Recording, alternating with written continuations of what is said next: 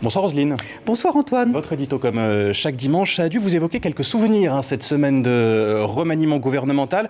En tout cas, ce qu'on peut dire, c'est que les 16 ministres rescapés, entrants même, respirent. Oui, mais il faut bien avouer que ce sera un moment de court bonheur avant des tempêtes qui s'annoncent rudes. En fait, entre les ministres, c'est la guerre comme toujours pour délimiter son territoire. Tout territoire perdu par inexpérience ou par négligence sera irrécupérable. Tout est sujet à conflit, les locaux, les bureaux, les personnels. On se pique les collaborateurs. Je me rappelle, ministre de l'écologie, avoir embauché une brillante directrice adjointe de cabinet quelques jours après le Premier ministre me la fauchait. Elle s'appelait Nathalie Kosciusko-Morizet. Et on en a beaucoup parlé ces derniers temps. Il y a ces bagarres, Roselyne, il y en a d'autres également autour des fameux décrets d'attribution qui fixent les vrais pouvoirs des ministres. Est-ce que ce sont celles-là les plus terribles ?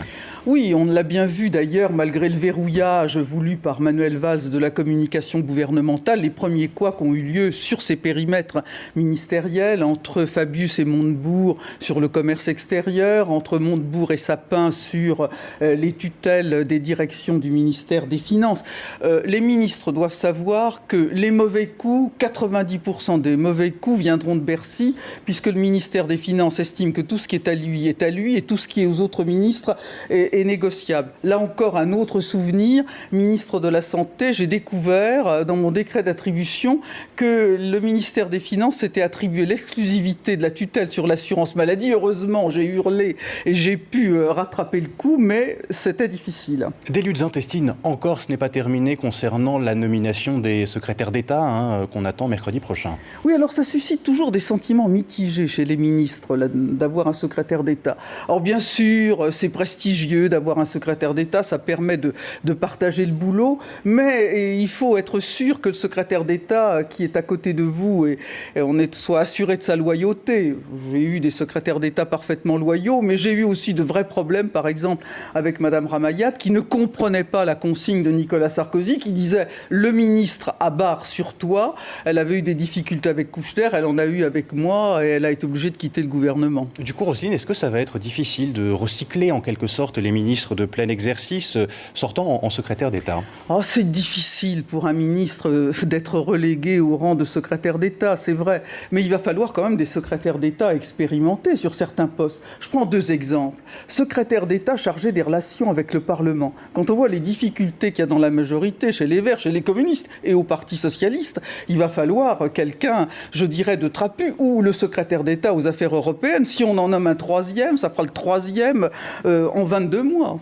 Des secrétaires d'État expérimentés, donc il va en falloir aussi pour les ministres qui ont été nommés cette semaine et des ministres qui ont des portefeuilles très importants. Ah oui, il y a des ministres qui ont besoin d'un vrai coup de main, qui ont d'énormes portefeuilles ministériels.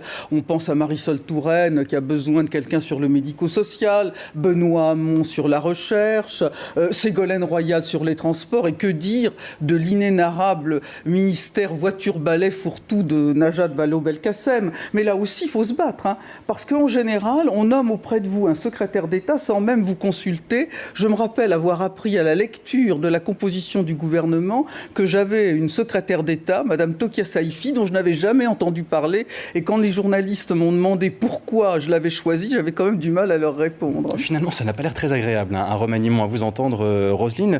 Est-ce qu'un remaniement n'apporte que des bénéfices bien minces au regard des nuisances observées et dont vous nous parlez depuis quelques minutes maintenant ? J'ai cette conviction. Un remaniement, ça sert à amuser la galerie. La vérité, c'est que ça carbonise les énergies, que ça met les administrations au ralenti, que ça fait des ministres limogés des ennemis irréductibles. La vérité, c'est qu'il n'y a qu'en France où une pareille défaite électorale n'entraîne pas la démission du chef de l'exécutif. Dans notre pays, les présidents de la République défaits accrochent sur le mur de leur bureau les trophées empaillés des ministres qui n'ont fait que leur obéir, que lui obéir. Jolie formule. Merci Roselyne. À la semaine prochaine pour l'édito à dimanche prochain.